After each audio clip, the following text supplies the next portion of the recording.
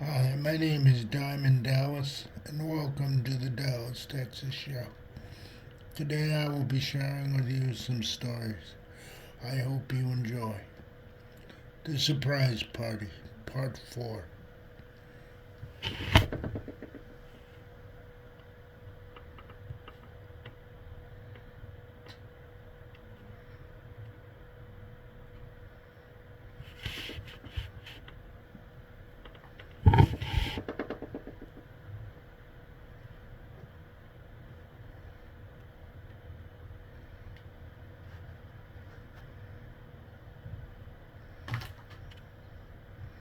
Furious at me, Meg said, giggling.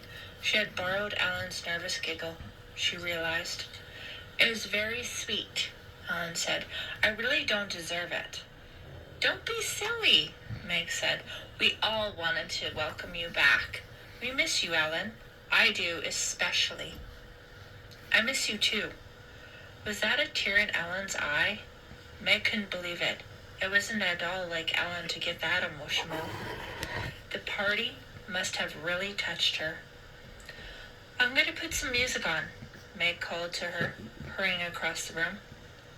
Dwayne stepped in her way. She nearly ran right into him. You seen Shannon? He asked. Not lately, she said coldly.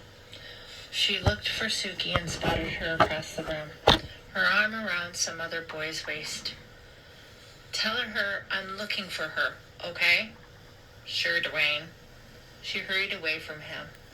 At the table with the boombox, she quickly shuffled through the tapes and grabbed the hottest, loudest dance music she could find and shoved it into the player. A few seconds later, the music blasted out. It sounded great, booming off the walls and ceiling of the cavernous room. Several couples began to dance. Meg looked for Tony, but couldn't find him. Finally, she spotted him sitting on the floor by himself in a corner, sipping a can of soda. Want to dance? She shouted, standing over him. Moving with the music? Maybe later, he said. He took a long swig from the can and stared past her at Ellen across the room. He still hadn't taken off his leather jacket. Meg saw despite the heat of the room. Great party, Lisa said, stepping between them and giving Meg a hug. You really did it. We really did it, Meg said happily. I think we all deserve a... She never finished her sentence. A commotion over by the boombox in the corner caught her eye. The music stopped in mid-note. Someone screamed. The few kids who were dancing turned around, confused. Hey, what's going on? Brian! Meg and Shannon started to run toward him. Brian was standing between the boombox table and the doorway. He had white bandages wrapped around part of his head.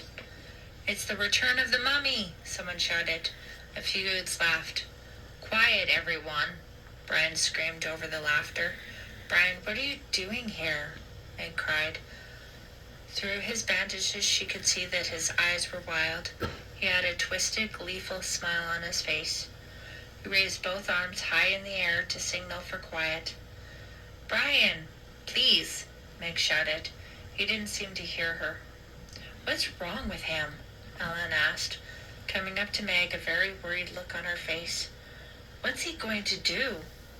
Listen to the words of a fourth-level wizard, Brian shouted, his arm still high above his bandaged head. The huge room grew absolutely silent. No one moved. I have the power now. I have reached the fourth level. And tonight, I'm going to bring Evan back. No, Ellen screamed, her mouth dropping into a wide O of horror. She tugged at the sides of her long blonde hair with both hands. I'll stop him, Tony yelled, starting toward Brian, one hand clenched in a tight fist, the other reaching inside his leather jacket. No, wait, Meg held Tony back. I'm going to bring Evan back now, Brian shouted. He lowered his arm and then used both hands to point to the door. The door slowly started to open.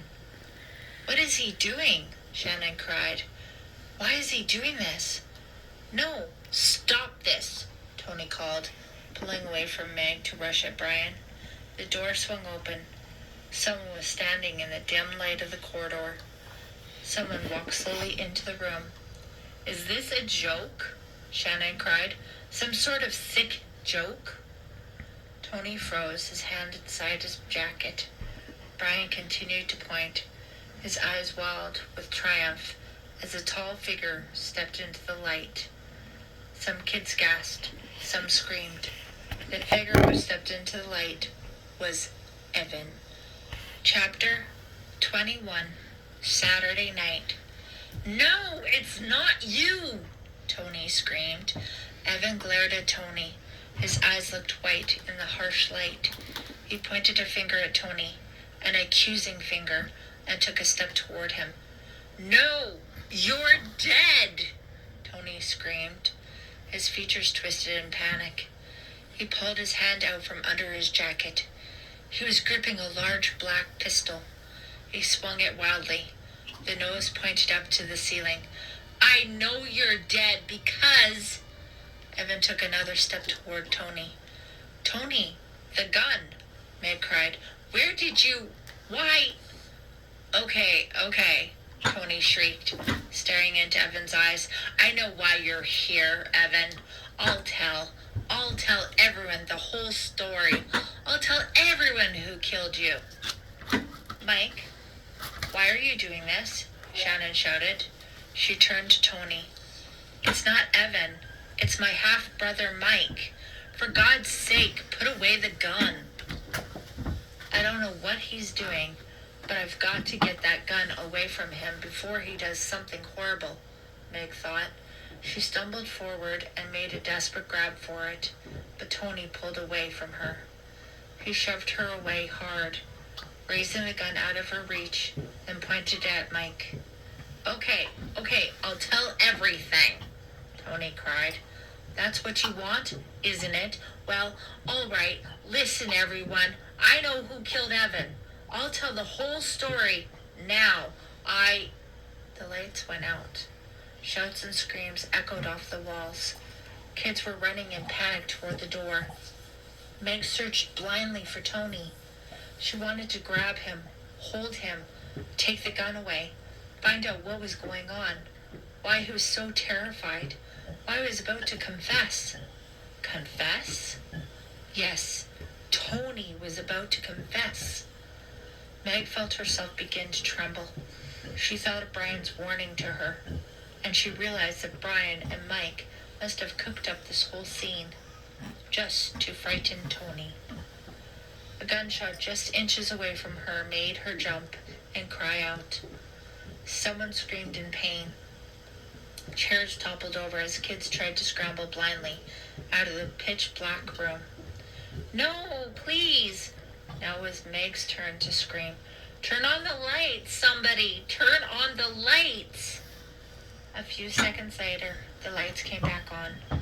Meg looked down. She was standing over Tony. He was curled on the floor, his eyes bugged out in fear. His hand grasping his shoulder, blood poured down his arm onto the carpet beneath him. Tony! I've been shot. He didn't seem to believe it. I've been shot, he repeated incredulously. Somebody stop him, a girl's voice shouted. Stop who? Meg looked up. Who was that running to the door?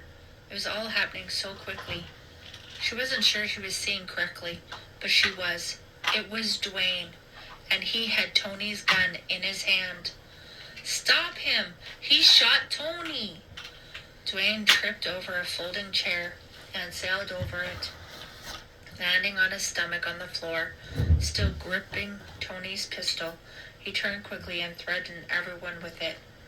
He climbed slowly to his feet, his dark eyes darting back and forth, keeping everyone in view.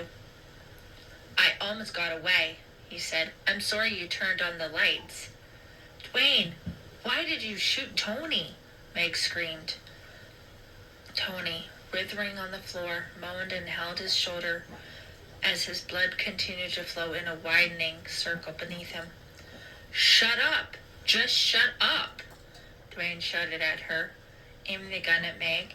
She could see that he was desperately trying to decide what to do next. His plan had obviously been to shoot Tony and then escape in the darkness. But now, every person in the room had seen him trying to run away with the gun in his hand. Why? Why did Dwayne shoot Tony? Why did Tony come to the party with a gun? Meg was so confused as she was frightened.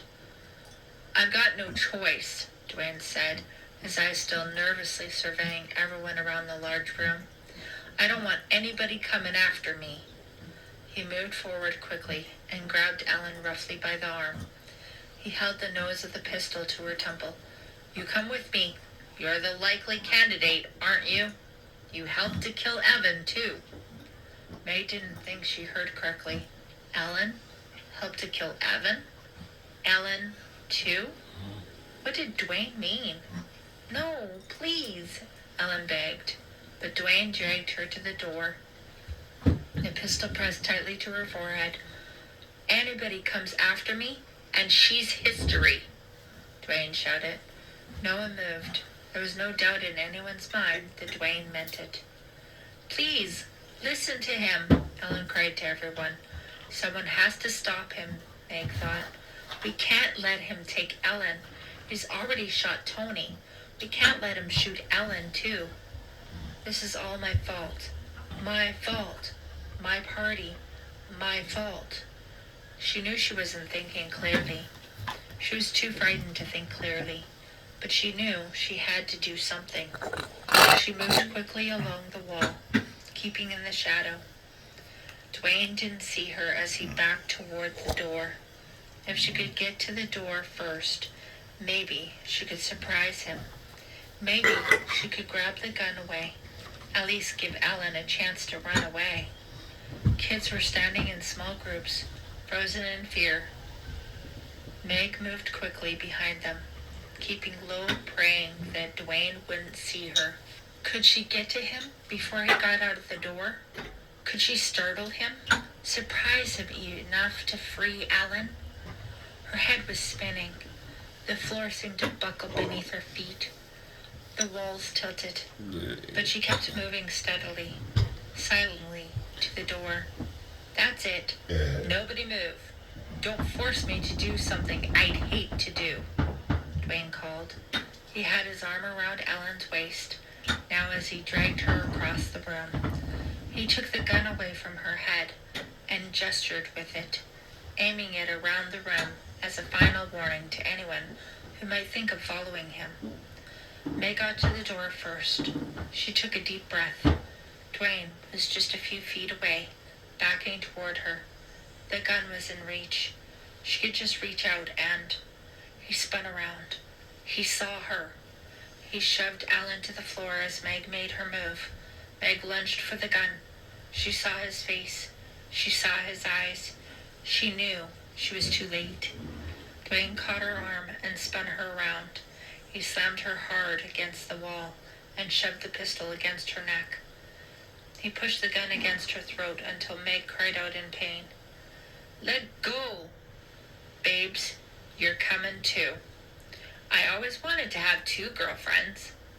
Everything seemed speeded up now. Everything went too fast to see, too fast to think about, too fast to understand. They were in the dark corridor, the 3 of them. Dwayne pushing the 2 girls ahead of him, threatening them with the pistol if they hesitated or slowed down.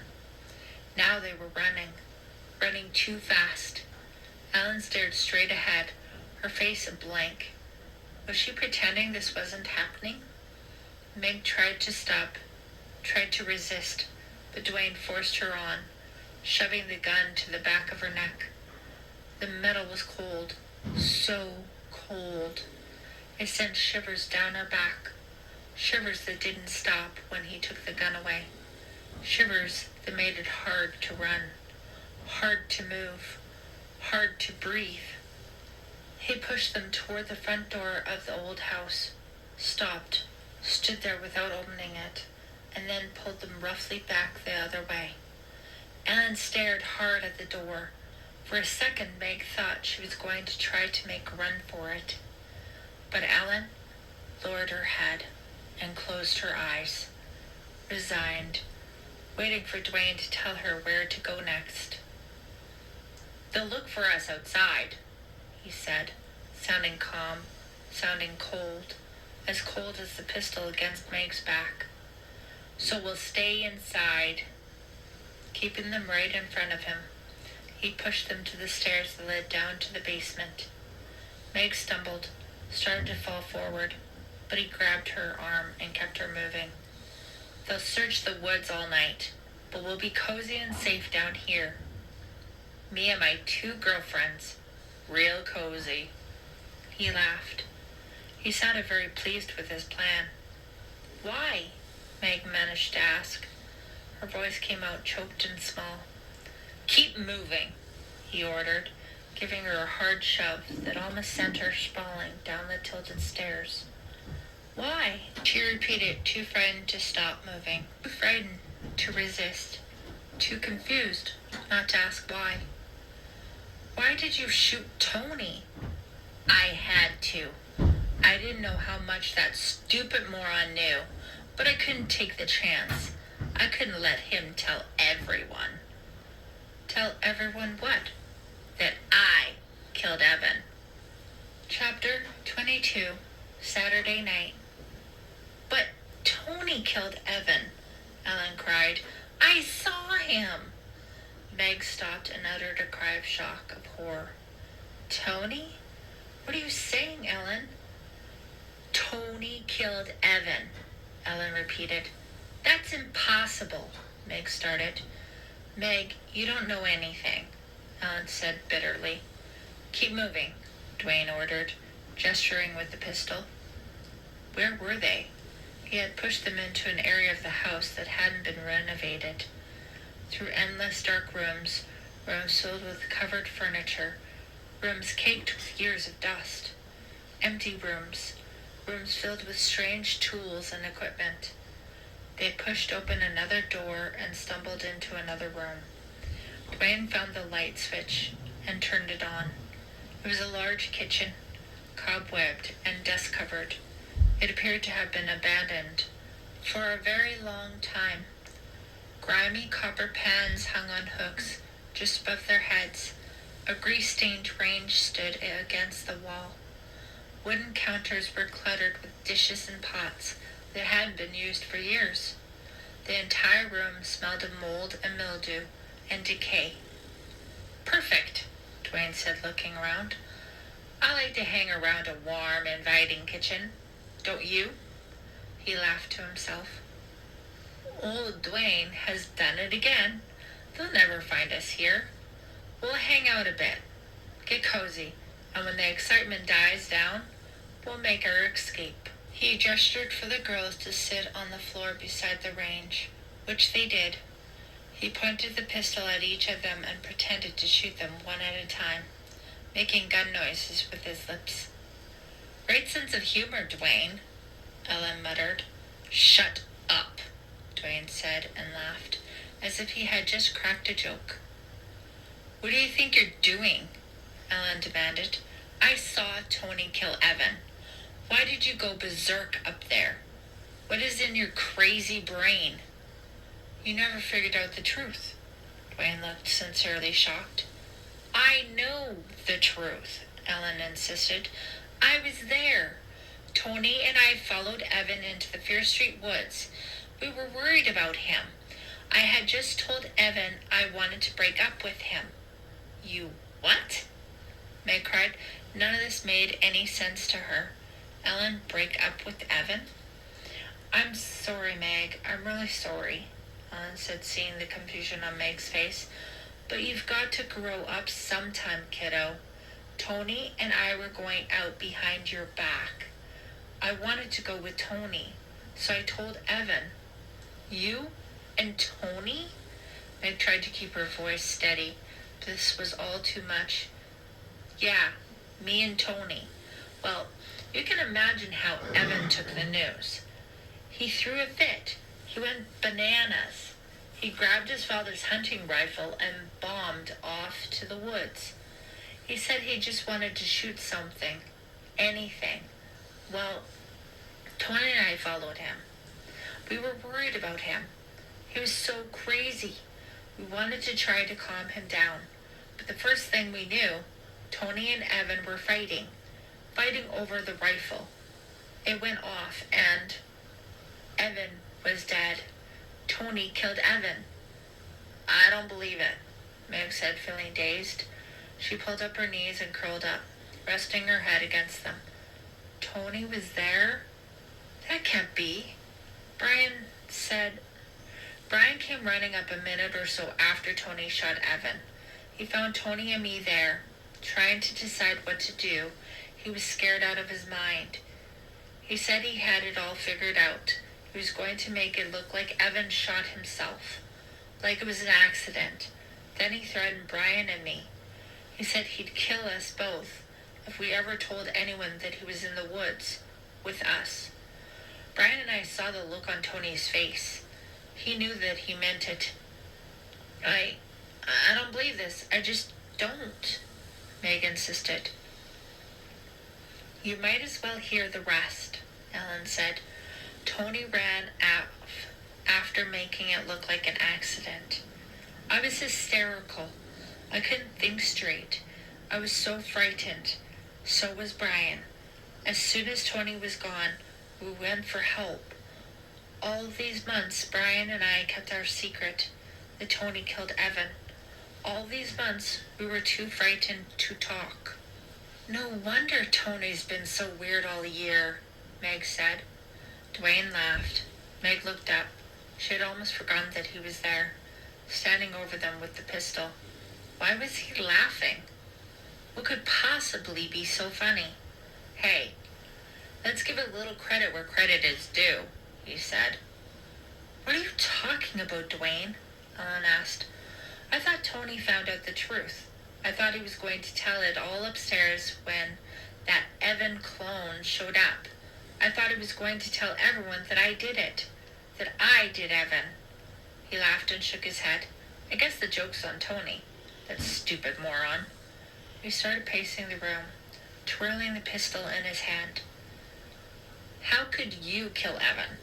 Ellen persisted. How? I saw Tony and Evan fighting over the rifle. I saw Evan fall. I saw him die. Dwayne shook his head. You're stupid too. Tony didn't kill Evan. I did. Brian and I were playing Wizards and Dungeons in the woods when we heard a gunshot. Brian said we had to go see what it was. I said no. I told Brian I was going home. Brian went to see what the shot was. I followed him, keeping behind so he wouldn't see me. So you were there too? Ellen cried. I watched everything, the whole scene. I thought Tony had killed Evan. But after he ran off, and after you and Brian went to get help, I went up close and took a look. Evan wasn't dead. He wasn't even hit. He had hit his head on a rock and was knocked unconscious. Oh, no, Ellen moaned. Evan was alive? And you? Dwayne nodded his head. I hated Evan. I always hated Evan. He wouldn't let me go out with his sister. He wouldn't even let me talk to her. I wasn't good enough for her. He always made me feel like a worm. So, here was my chance. I picked up the rifle and taught Evan a lesson. A final lesson. He was dead already, right? At least 3 other people thought so. So, I just made it official. That's the most cold-blooded thing I've ever heard, Meg cried. She realized she was trembling. Her mouth was so dry. She thought she might choke. Her hands and feet were freezing cold. Dwayne giggled, a sick, high-pitched giggle. Yeah, it is, ain't it? He said boastfully. Funny thing is, it was so easy and kind of fun, in a way. He'll kill us next, Meg realized. He killed Evan as easily as swatting a fly. He's laughing about it, not the least bit sorry. He shot Tony upstairs, and now we have to be next. He's told us too much. We know everything. We're not getting out of here alive. Dwayne grinned down at her. It was as if he could read her thoughts. He twirled the pistol menacingly and stared at them both. I've got to do something, Meg thought. I can't just sit here. I've got to at least try to get us out of here. How could you kill somebody like that? Ellen screamed at Dwayne, her voice filled with disgust, with loathing, and with new fear. Like this. He pointed the pistol at her and pulled back the hammer. No, don't! Ellen raised her hands as if to shield herself. Dwayne laughed and made a shooting noise again with his lips. He isn't always going to pretend to shoot us, Meg thought. One of these times, very soon, he's going to pull the trigger for real. Can we stand up? Meg asked. My legs are falling asleep. Yeah, sure, Dwayne said, still staring at Ellen. Whatever. He twirled the pistol and dropped it. It clattered against the hard concrete floor. Meg helped pull Ellen to her feet, and as Dwayne bent over to retrieve his pistol, she whispered in Ellen's ear, Eek! A mouse! Dwayne grabbed the gun and turned back to them quickly. You two are pretty slow, he said with a pleased sneer. You could have made a run for it just now. We're not going anywhere, Meg said dispiritedly. She wondered if Ellen had heard her. She wondered if Ellen understood. She didn't dare look at her to see. Dwayne was watching them too closely. She just knew she had to do something. Killing Evan was so easy, Dwayne had said. She didn't want to make it easy for him. She didn't want to die in this filthy, abandoned cellar kitchen. Her back pressed tightly against the cold tile wall. She moved an inch closer to Ellen and gave her arm a little tap. Your turn, Ellen. Remember the game? Eek, a mouse? Did you hear what I whispered? Please, Ellen. Please. What's going on? Dwayne shouted suddenly, raising the pistol. Yeah! Ellen screamed at the top of her lungs, a deafening scream of pure terror, and pointed behind Dwayne. A mouse! Startled, Dwayne turned. Meg knew she had an instant. Less than an instant. She reached up and grabbed a big copper frying pan off the wall. It was heavier than she had imagined, but she didn't think about that. In one motion, she grabbed for it, reached it, pulled it down, and as Dwayne turned back to them, she swung it and hit him hard in the face. So hard the frying pan clanged, metal against bone. Dwayne didn't utter a sound. His eyes closed, 2 teeth dropped out of his mouth, blood gushed from both nostrils, and he fell. May picked the gun up from the floor. Let's get upstairs, she said, breathing hard. So hard. But breathing, grateful to be breathing. Someone upstairs must have called the police by now. They took a final look at Dwayne, lying face down in a dark pool of blood. Then they ran out of the dank kitchen and headed through the maze of dark, empty rooms toward the stairs. Hey, Ellen called, struggling to keep up with Meg. You sure know how to throw a party. Chapter 23, Sunday afternoon. So, it was Tony the whole time trying to stop the party. Shannon tossed a pair of socks across the room to Mike, who dropped them into his suitcase. Shannon and Meg